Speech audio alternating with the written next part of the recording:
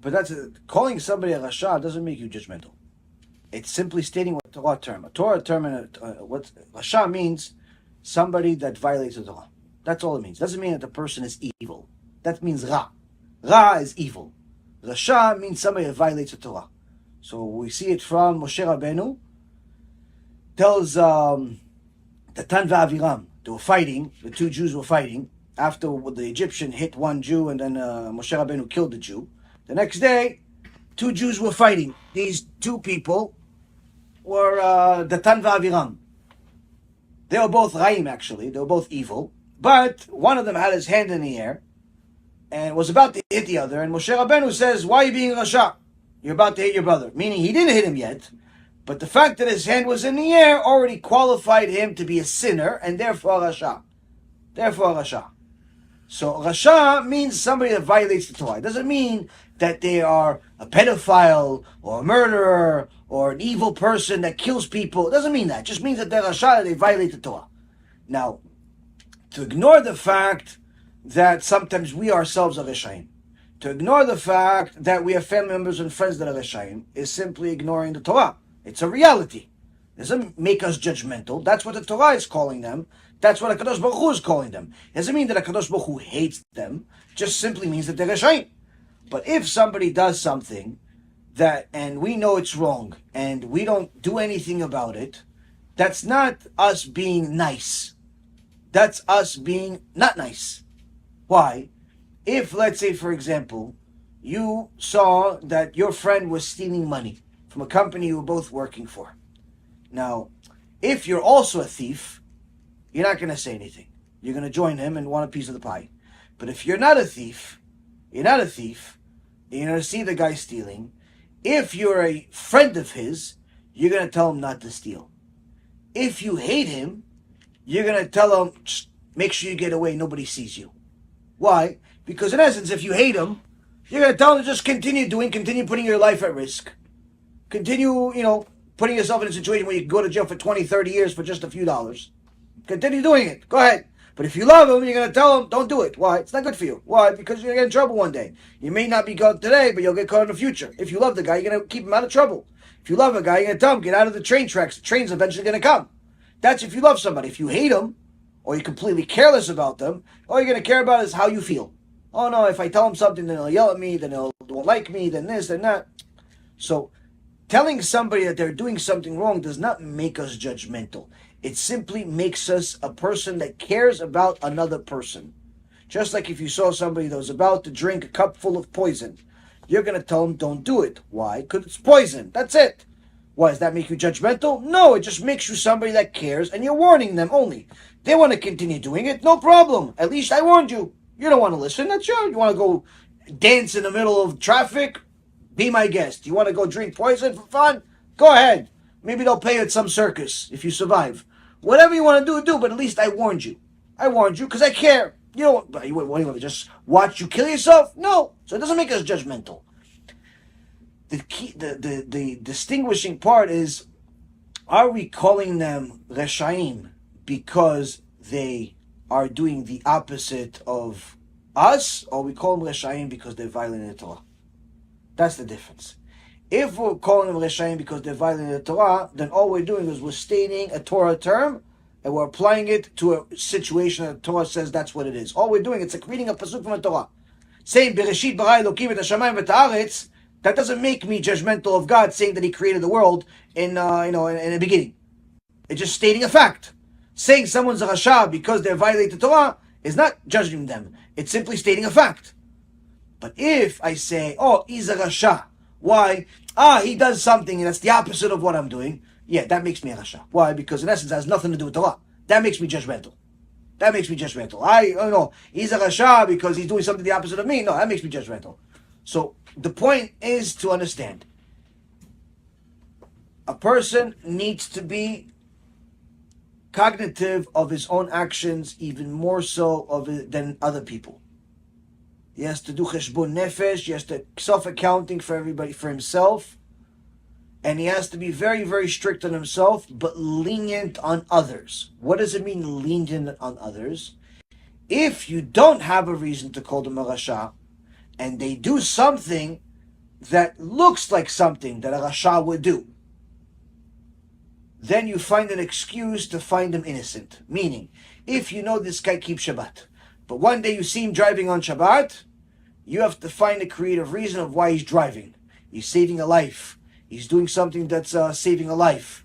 That's why, because you don't have a real reason to find him guilty. Because until now, you have all the reasons in the world to find him innocent. If you don't know him, it's the same thing. But if you know this guy drives on Shabbat, why? Because he drives to Beit Knesset every Shabbat, and everybody knows. You're not allowed to not call him a Rasha. Because he is a Rasha. And he's a Rasha b'faresya, he's a Rasha in public. That's a person, there's no mercy on such a person.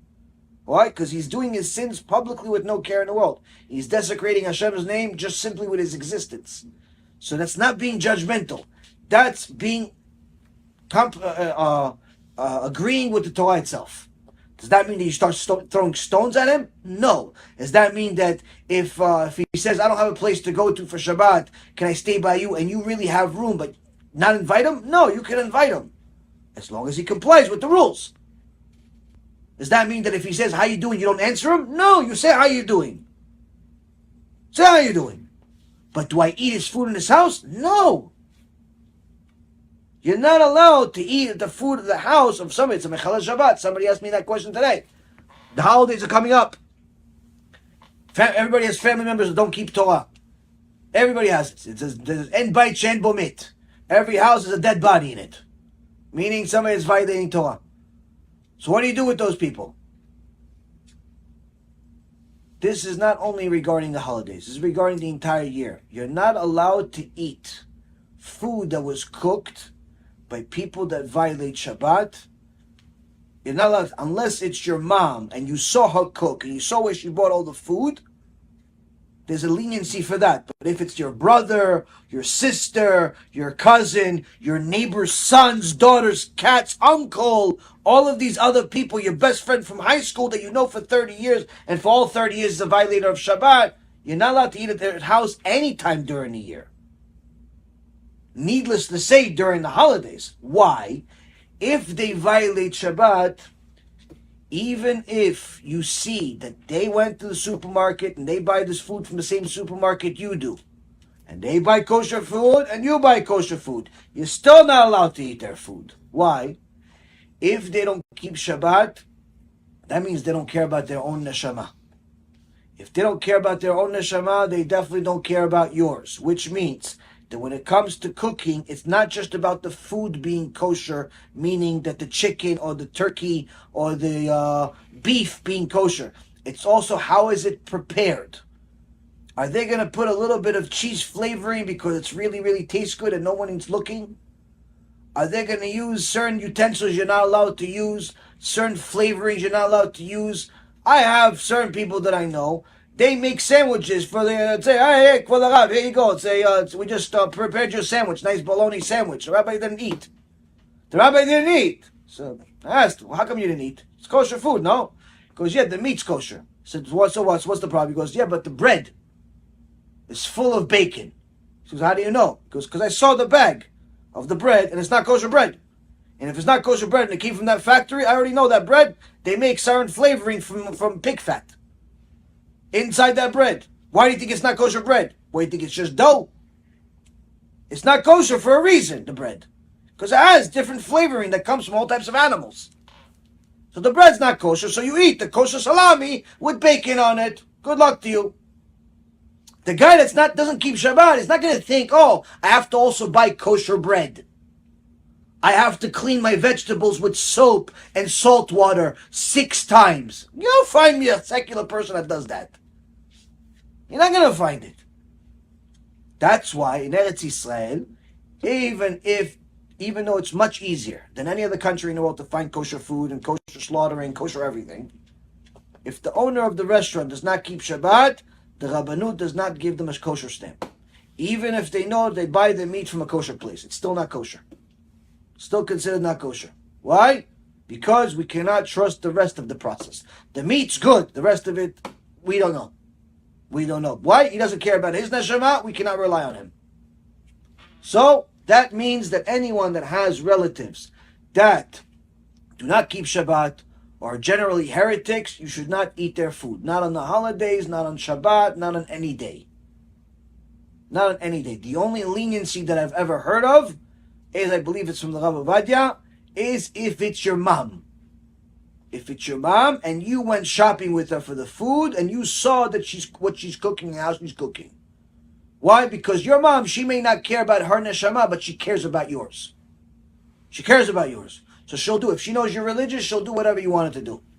Your neighbor, your best friend, your whatever, your colleague, your boss, everybody else, they don't care about your neshama. Your mom cares.